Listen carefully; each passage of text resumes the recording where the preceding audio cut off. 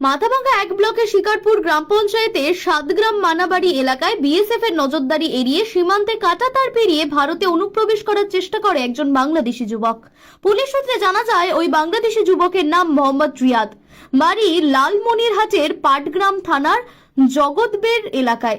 স্থানীয় বাসিন্দারা ওই যুবককে আটক করে সীমান্ত এলাকায় ঘোরাঘুরি করতে দেখে সন্দেহ হওয়ায় বিএসএফ এর 156 ব্যাটালিয়নের খাগড়িবাড়ি চৌকির জওয়ানদের হাতে তুলে দেয়।